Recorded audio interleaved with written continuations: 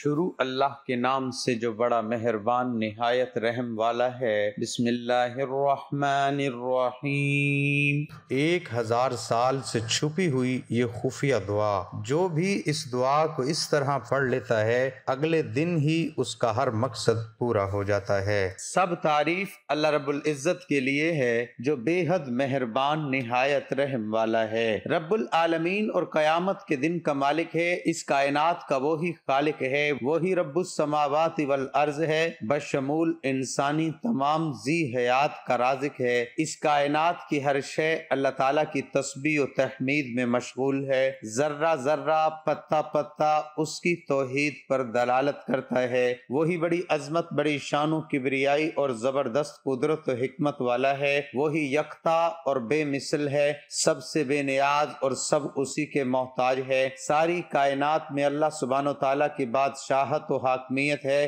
وہی حاجت روا اور سب سے اعلیٰ ہے، نہ وہ کسی کی اولاد ہے اور نہ اس کی کوئی اولاد ہے۔ ساری کائنات میں نہ کبھی کوئی ایسا تھا اور نہ ہوگا جو اللہ تعالیٰ کی مانند ہو۔ اللہ تعالیٰ کا کسی بھی لحاظ سے کوئی ہمسر نہیں، وہ تنہا ہے، تمام صفات عالیہ کا مالک ہے، تمام اختیارات اللہ سبحانہ و تعالیٰ کے قبضہ قدرت میں ہے، جسے چاہتا ہے اپنی رحمت میں داخل کر لیتا ہے، جسے چاہتا ہے اس کی نافرمانی کے سبب اسے عذاب میں مبتلا کر دیتا ہے۔ وہی زندگی دیتا ہے اور وہی موت دیتا ہے اور وہی قیامت کے دن دوبارہ اٹھائے گا۔ اسے ہر چیز کا علم ہے اور دلوں کا بھید جانتا ہے، حی و قیوم ہے، وہی اول ہے اور آخر بھی، ظاہر بھی اور باطن بھی۔ اللہ تعالیٰ نے آخرت تک کے انسانوں کے لیے حضور پاک صلی اللہ علیہ وسلم پر قرآن حکیم نازل فرمایا۔ قرآن حکیم اللہ تبارک و تعالیٰ کا فصیح و بلیغ کلام ہے، جو انسان کے لیے کامل ہدایت نامہ، رشد و ہدایت کا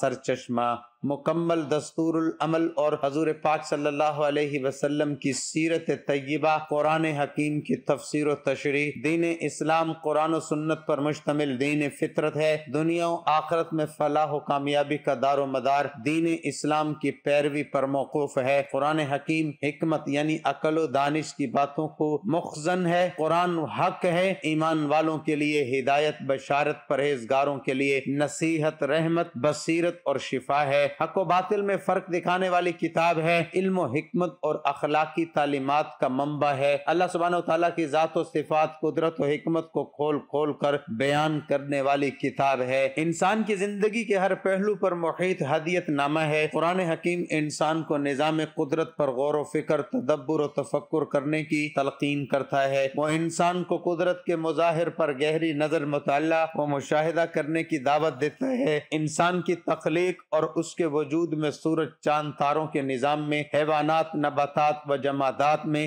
دن رات کی رد و بدل میں، دریا و سمندر، زمین و آسمان میں حق تعالیٰ کی توحید و وحدانیت، قدرت و حکمت کی بہت سی نشانیاں ہیں، براہین و دلائل ہیں کہ انسان اس پر غور کرے۔ یہ نشانیاں انسان کو اس امر کا یقین دلانے کے لیے کافی ہیں کہ اس کائنات کو اللہ تعالیٰ نے بنایا اور وہی اکیلا اس پوری کائنات کا تدبیر کرنے والا اور فرما روا ہے۔ خدا تعالیٰ نے اپنے سچے پیغمبر صلی اللہ علیہ وسلم کی تصدیق کے لیے کبھی بطور خود اور کبھی قوم کے مطالبے پر ایسی نشانیاں نازل فرمائی جو انبیاء و رسول کی تصدیق کا باعث بنی اور معجزہ کہلائیں۔ ان میں سے چند ایک کا ذکر کیا جاتا ہے۔ اللہ رب العزت نے نوح علیہ السلام کی قوم کے تمام کافروں کو طوفان آب سے غرق کر دیا۔ نوح علیہ السلام اور اس کے ساتھیوں کو جو کشتی پر سوار تھے انہیں بچا لیا۔ اللہ رب العزت نے کشتی کے تحفظ کو رہتی دنیا تک کے لیے نشانی بنا دیا۔ حضرت ہود علیہ السلام کی قوم عاد کے غرور و سرکشی پر ہولناک عذاب 8 دن اور 7 راتیں بےہم تیز و تند ہوا کہ طوفان نے اسے تباہ و برباد کر دیا۔ حضرت صالح علیہ السلام کی دعا پر اللہ رب العزت نے ایک ٹھوس چٹان سے بطور نشانی ناکا اونٹنی نکالی اور ناکا کو ہلاک کرنے پر حضرت صالح علیہ السلام کی قوم کو ہیبت ناک آواز، چیخ اور کڑک سے ہلاک کر دیا۔ بادشاہ نمرود اور اس کی رعایا نے جب حضرت ابراہیم علیہ السلام کو دہکتی آگ میں جلانا چاہا تو اللہ رب العزت کے حکم سے آگ حضرت ابراہیم علیہ السلام پر سلامتی والی بن گئی، جو ابراہیم علیہ السلام کی صداقت کے لیے معجزہ تھا۔ حضرت اسماعیل علیہ السلام کی قربانی کا واقعہ، جب حضرت ابراہیم علیہ السلام نے اپنے بیٹے کو اسماعیل علیہ السلام کو ذبح کرنے لگے تو اللہ رب العزت نے حضرت اسماعیل علیہ السلام کو ذبح کرنے سے بچا لیا اور ابراہیم علیہ السلام کے ہاتھوں دمبا ذبح کرا دیا۔ جب حضرت ابراہیم علیہ السلام نے حیات بعد الموت یعنی مر جانے کے بعد جی اٹھنے سے متعلق اللہ تعالیٰ سے سوال کیا کہ وہ کس طرح ایسا کرے گا، تو اللہ رب العزت نے فرمایا چند پرندے لو، انہیں ٹکڑے ٹکڑے کر کے سامنے والے پہاڑ پہ ڈال دو، کچھ فاصلے پر کھڑے ہو کر ان کو پکارو۔ حضرت ابراہیم علیہ السلام نے ایسا کیا اور جب انہیں آواز دی تو سب پرندے اپنی اپنی شکل میں زندہ ہو کر اڑتے ہوئے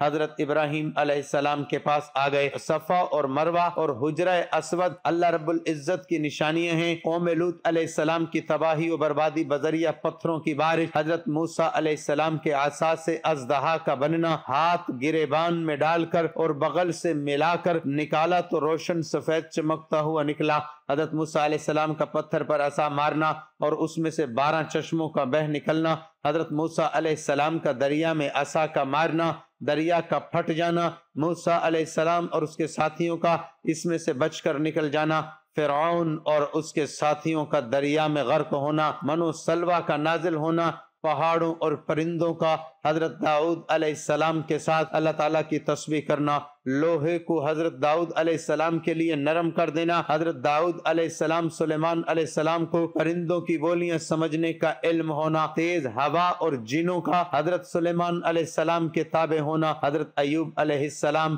زمین پر لات مارنا، نہانے کے لیے ٹھنڈا پانی اور پینے کے لیے شیریں پانی کا نکلنا، حضرت یونس علیہ السلام کو جب ایک مچھلی نے نگل لیا تو مچھلی کے پیٹ میں وہ گریہ وزاری کرنے لگے، اے پروردگار تیرے سوا کوئی معبود نہیں، تو پاک ہے، بے شک میں ظالموں میں سے ہوں۔ اس پر اللہ کے حکم سے مچھلی نے آپ کو ایک صاف جگہ پر اگل دیا اور آپ بچ گئے۔ حضرت عیسیٰ علیہ السلام کی پیدائش خدائی حکم سے ہونا، مٹی سے پرندے جیسا ڈھانچہ بنانا اور اس میں پھونک مارنا تو وہ اللہ کے حکم سے اڑنے لگا، مادر زاد اندھے پلبیری کے مریض کو تندرست کرنا، مردوں کو زندہ کرنا عیسیٰ علیہ السلام کے معجزے تھے جو اللہ رب العزت کی مشیت اور مرضی سے ظہور میں آئے۔ اصحاب کہف اور ان کے کتے کا قصہ اللہ تعالیٰ کی عظیم نشانی ہے۔ اللہ سبحانہ وتعالیٰ نے نبی کریم صلی اللہ علیہ وسلم کو کئی معجزات عطا فرمائے۔ قرآن حکیم نبی صلی اللہ علیہ وسلم کا عظیم معجزہ ہے۔ حضور پاک صلی اللہ علیہ وسلم کا مسجد حرام سے مسجد اقصی اور مسجد اقصی سے عالم بالا تک جانا، چل چلاتی دھوپ میں بادل کے ٹکڑے کا آپ صلی اللہ علیہ وسلم کے سر پر سایہ کرنا، آپ صلی اللہ علیہ وسلم کے لعاب کی برکت سے کڑوے کنویں کا میٹھا ہو جانا، کثرت آب، کثرت طعام، بیماریوں کی شفا یابی، ابو بکر صدیق رضی اللہ تعالیٰ عنہ کے وجود سے سانپ کے زہر کا اثر ختم ہونا، علی المرتضی رضی اللہ تعالیٰ عنہ کی آنکھوں سے آشوب کا زائل ہو جانا، آپ صلی اللہ علیہ وسلم کی انگلی کے اشارے سے چاند کے 2 ٹکڑے ہونا، یہ سب اللہ رب العزت کی قدرت و حکمت کی نشانیاں ہیں جو رسول اللہ صلی اللہ علیہ وسلم سے ظہور پذیر ہوئیں۔ اللہ تعالیٰ کا فرمان ہے، دین تو اللہ کے نزدیک اسلام ہی ہے، اور جس نے اللہ کی ہدایت کی رسی کو مضبوط پکڑ لیا وہ سیدھے راستے لگ گیا، اور جو کوئی اسلام کے سوا اور دین کا طالب ہوگا وہ اس سے ہرگز قبول نہیں کیا جائے گا۔ فرمایا پورے کے پورے داخل ہو جاؤ، اسلام میں عبادت کرو، اللہ کے سوا کوئی معبود نہیں، اللہ سلامتی کے گھر کی طرف تمہیں بلاتا ہے، سو تم مجھے یاد کرو، میں تمہیں یاد کروں گا، اور میرا احسان مانتے رہنا اور ناشکری نہ کرنا۔ حضور پاک صلی اللہ علیہ وسلم نے فرمایا، اے مسلمانوں، میں تمہارے درمیان 2 چیزیں چھوڑے جا رہا ہوں، اگر تم نے ان دونوں کو مضبوطی سے تھامے رکھا تو کبھی گمراہ نہ ہوں گے۔ ایک تو اللہ کی کتاب قرآن ہے اور دوسری اس کے نبی کی سنت ہماری دعا ہے، اے پروردگار ہمیں قرآن و سنت پر عمل پیرا ہونے کی توفیق عطا فرما، آمین۔ محترم ناظرین، آج کا یہ وظیفہ بڑا آسان ہے، بڑا مجرب ہے۔ اس وظیفے کے بارے میں ہر شخص کو نہیں پتا، جس کو پتا چل جاتا ہے وہ امیر ہو جاتا ہے، وہ غنی ہو جاتا ہے، وہ دولت مند ہو جاتا ہے، اور اس کے گھر میں اتنا رزق آتا ہے کہ سنبھالنا مشکل ہو جاتا ہے۔ اس لیے یہ عمل بڑے خاص لوگوں سے میرے پاس پہنچا ہے۔ جو شخص اپنے حالات بدلنا چاہتا ہے، اپنی زندگی اچھی گزارنا چاہتا ہے، یہ مختصر سا اور خاص عمل کر لیں۔ روزانہ نماز ظہر کے بعد آپ نے یہ عمل کرنا ہے، اور صرف 3 دنوں کے اندر آپ اس کے اثرات، اس کے معجزات، اس کی برکات خود اپنی جاگتی آنکھوں سے دیکھ سکتے ہیں۔ محترم ناظرین، جو شخص کہتا ہے کہ میں امیر ہونا چاہتا ہوں میرے کاروبار میں برکت آئے، میرے رزق میں برکت آئے، مجھے کبھی رزق کی تنگی نہ آئے، وہ بندہ نماز ظہر کے بعد یہ ایک تسبیح پڑھنا شروع کر دے۔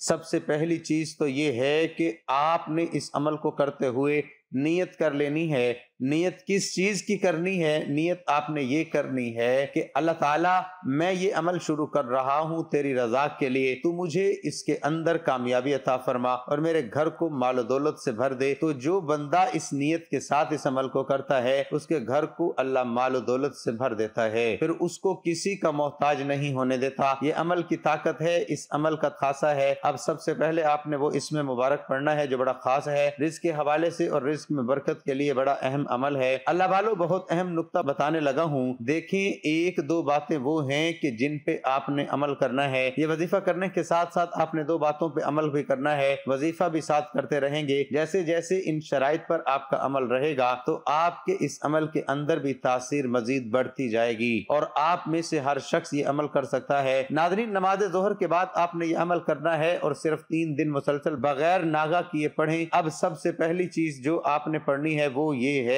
جسے پڑھنے سے اللہ پاک اس بندے سے راضی ہو جاتا ہے، خوش ہو جاتا ہے، وہ ہے درود پاک۔ ناظرین، کوئی بھی وظیفہ شروع کرنے سے پہلے درود پاک لازمی پڑھا کریں، کیونکہ درود پاک کی بہت سی فضیلت اور برکات ہیں جو میں آپ کو اپنے پہلے وظائف میں بھی بیان کر چکا ہوں۔ ایک مرتبہ میرے ساتھ بھی درود پاک پڑھ لیں تاکہ ثواب ہو۔ اللہم صلی علی محمد وعلی آل محمد کما صلیت علی ابراہیم وعلی آل ابراہیم انک حمید مجید۔ اللہم بارک علی محمد وعلی آل محمد کما بارکت علی ابراہیم وعلی آل ابراہیم انک حمید مجید۔ اب درود پاک پڑھنے کے بعد جو پہلی دعا آپ نے پڑھنی ہے، دل میں جو بھی مقصد رکھیں گے، جو بھی دل میں ارادہ کریں گے کہ میرا یہ ارادہ ہے، میرا یہ تصور ہے، میری یہ نیت ہے، آپ کو اسی طرح کا پھل ملے گا۔ یہ اس عمل کا اسلوب ہے، یہ اس عمل کی طاقت ہے۔ سب سے پہلی چیز کیا ہے کہ صرف اور صرف 11 مرتبہ آپ نے یہ تسبیح پڑھنی ہے، ان اللہ علی کل شیء قدیر،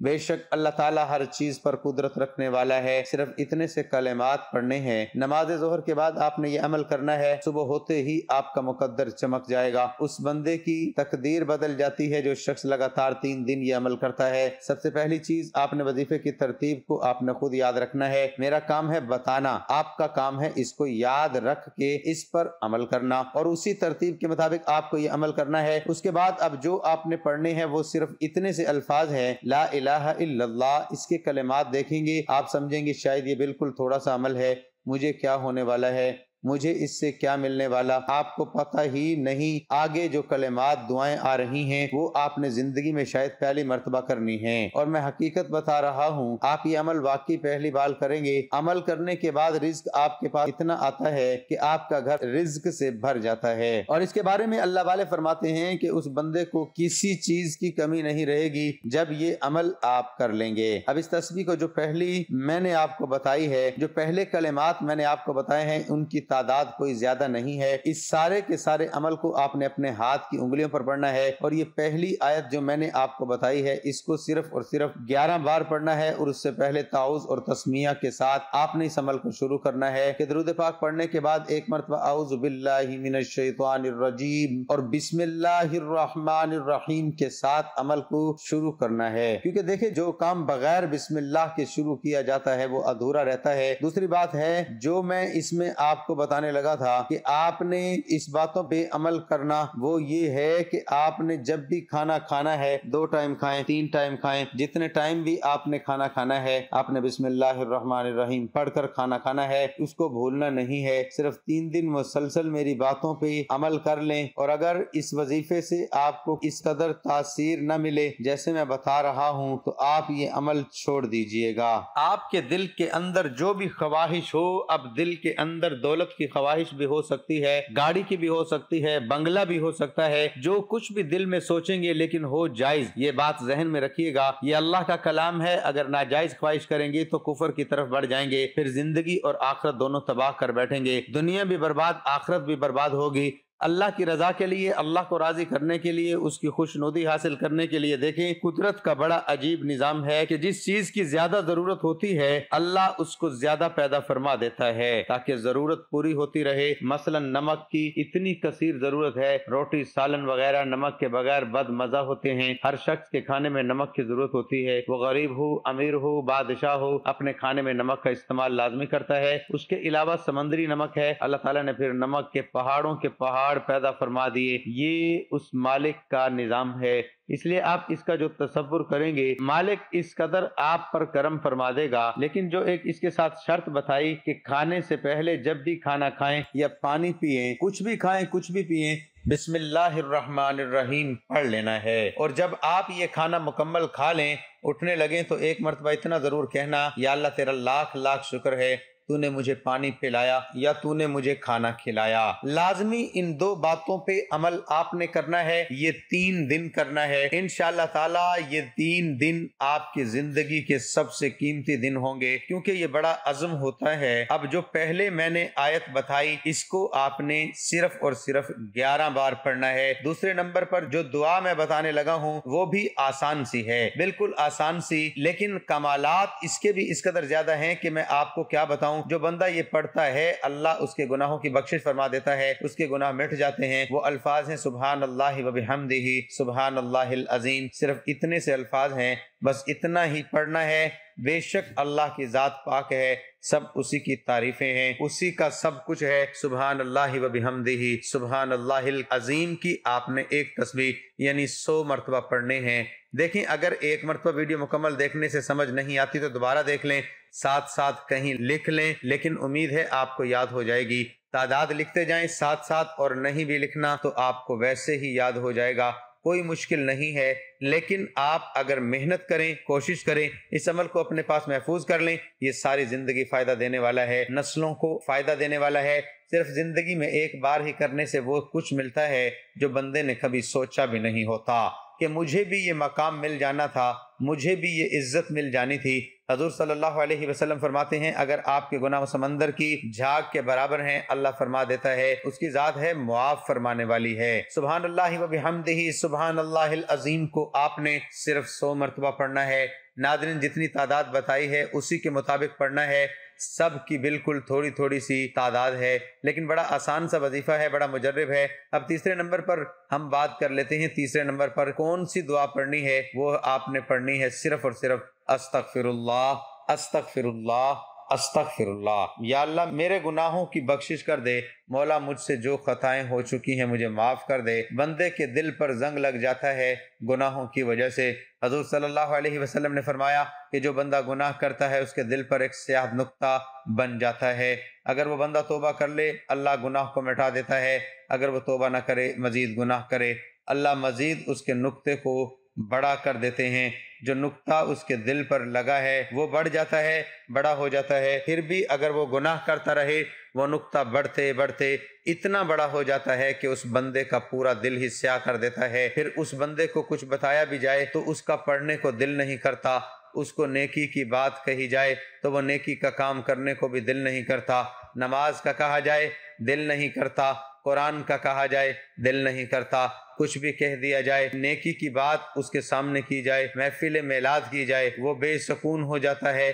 وہ بندہ جس کا دل سیاہ ہو چکا ہے، کہیں یہ علامتیں آپ کے اندر تو نہیں، کہیں اس کی وجہ سے آپ کا دل تو سیاہ نہیں ہو چکا؟ اگر تو ایسا ہے تو پھر آپ مجھے کمنٹ میں ضرور بتائیے، اس کا علاج میں بتا دوں گا کہ یہ دل کی سیاہی کیسے دھلے گی، کیسے صاف ہوگی۔ بڑا آسان سا طریقہ ہے، لوگوں کو اس بات کا علم نہیں، آپ کمنٹ میں مجھ سے ضرور بتائیے گا، میں اس کا طریقہ کار بھی انشاءاللہ بتاؤں گا کہ کیسے یہ دلوں کی سیاہی ختم ہوتی ہے۔ حضور صلی اللہ علیہ وسلم نے یہ نقطہ بھی بتایا۔ اب آپ نے چند ایک چیزوں سے پرہیز بھی کرنا ہے، ان چیزوں میں ایک تو یہ ہے کہ کھڑے ہو کر آپ نے پانی نہیں پینا، جلدی جلدی آپ نے نماز نہیں پڑھنی، منہ سے چراغ نہیں بجھانا، دانت سے ناخن نہیں کاٹنا، دامن یا آستین سے منہ صاف نہیں کرنا، ان باتوں پہ عمل بھی کرنا آپ کے لیے انتہائی ضروری ہے۔ صرف 3 دن، اس سے زیادہ نہیں ہے، 3 دن پتہ بھی نہیں چلتا۔ ناظرین اگر آپ امیر ہونا چاہتے ہیں، دولت حاصل کرنا چاہتے ہیں تو یہ استغفار جو میں نے پڑھا ہے اس کو صرف 7 بار پڑھنا ہے،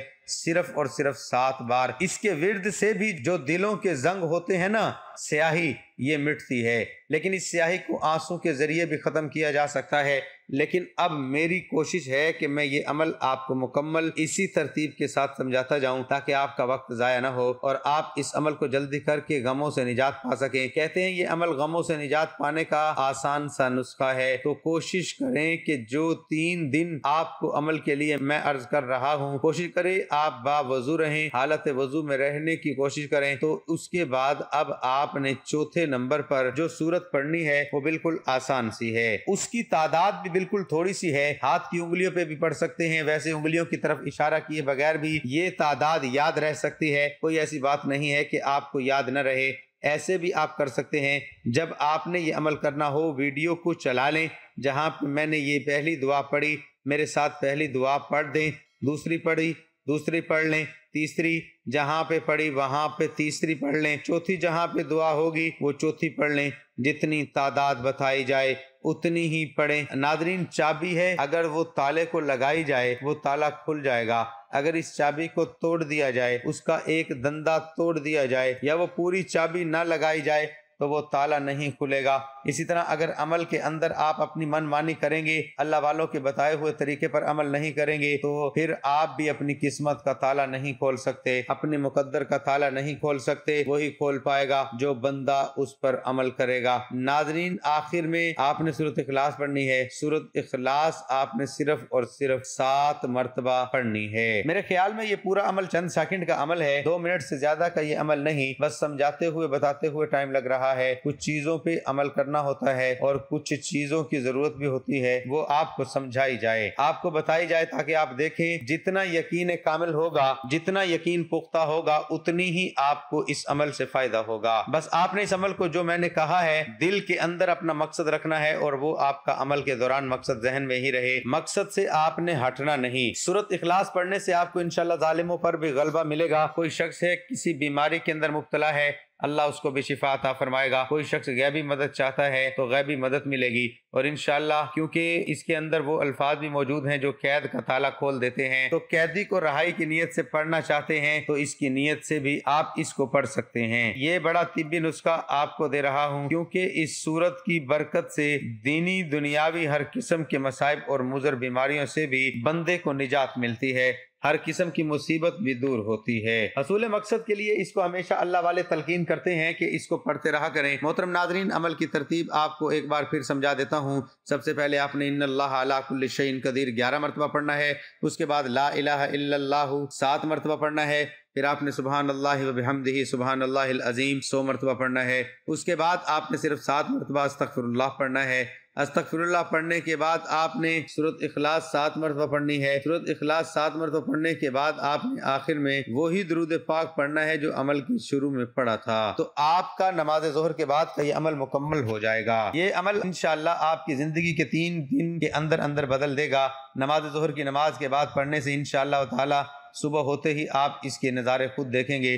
3 दिन के अंदर अंदर ये वजीफा आपका काम दिखा देता है। अगर देखना चाहते हैं तो करके देख लें। आजमाना शर्त होता है, बता मैं रहा हूँ, करना आपकी जिम्मेदारी है और इसमें तासीर और ताकत मेरा रब पैदा फरमा देता है। जिसका जितना इखलास होगा अल्लाह उस पर उतना करम फरमाएगा, उसको उतना ही ज्यादा उसके अमल से नफा और फायदा पहुंचेगा। दुआ है अल्लाह ताला मेरा सुनाना और आपका सुनना अपनी बारगाह इलाही में कबूल मंजूर फरमाए, आमीन। नाज़रीन, गुजारिश है कि अल्लाह ताला के 99 नामों में से कोई एक नाम लिखकर कमेंट में जरूर शेयर कर दें। अल्लाह ताला हम सब का हामी नासिर हो, आमीन। जज़ाकल्लाह।